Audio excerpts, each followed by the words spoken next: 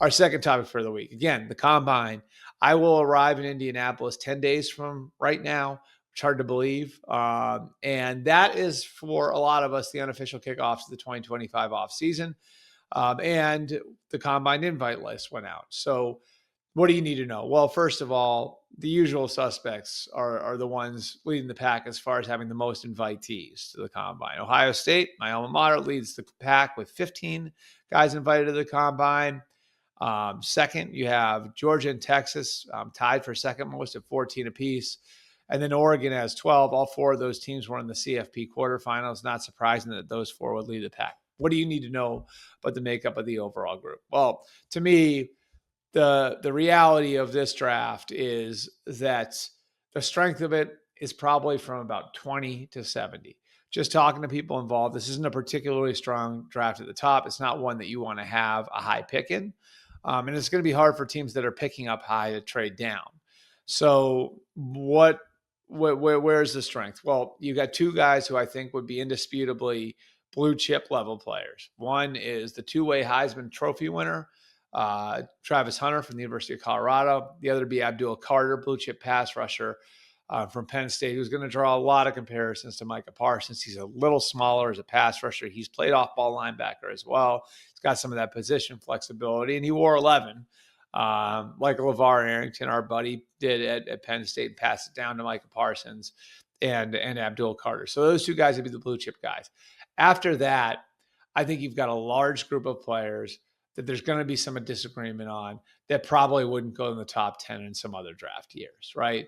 And so in that group, you've got Will Campbell, the left tackle from LSU. You got Kelvin Banks, the left tackle from Texas. You've got Will Johnson, the corner from Michigan. Mason Graham, the defensive tackle from Michigan. Jalen Walker, the hybrid outside linebacker defensive end from Georgia. Mikael Williams, the defensive end, the big rangy defensive end from Georgia. Teteroa McMillan, the big wide receiver from the University of Arizona. Ashton Genty from Boise, the running back. So you look at that group of players, and this is why teams are going to want to trade down, because teams are going to look at this and say, well, the difference between 5 and 10 isn't huge. The difference between 10 and 15 isn't huge. So can I move down and get some capital and still get a player that would be equal to the one that I'd be getting in my slotted spot? And that's why it's going to be tough to trade down, because I don't know how many teams are going to say, look at one player and say, yes, we need to go get that guy. So I think that's part of the dynamic. And then there's the quarterbacks, which, if you are a team wanting to trade down in the top 5, you're hoping the quarterbacks get hot. The top two guys that everybody's been talking about, Shedeur Sanders, Deion's son from Colorado, and then Cam Ward from Miami.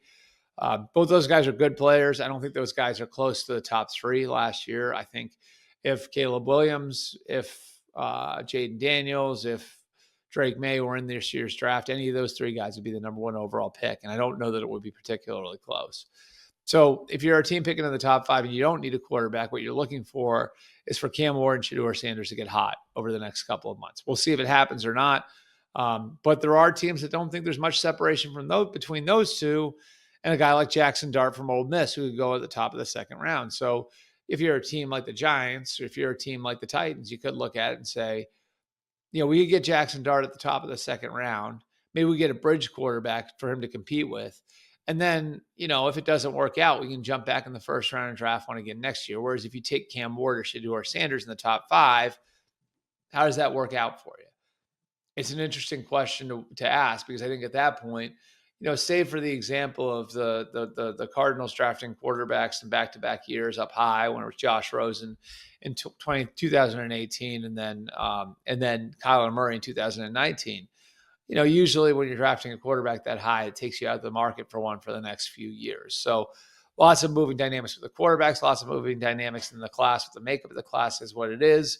It'll be an interesting draft year. And I think what this draft lacks in quality at the top, it is going to bring us in storylines. Again, you got the Shedeur storyline. The Travis Hunter storyline is fascinating to me. Abdul Carter is a damn good player.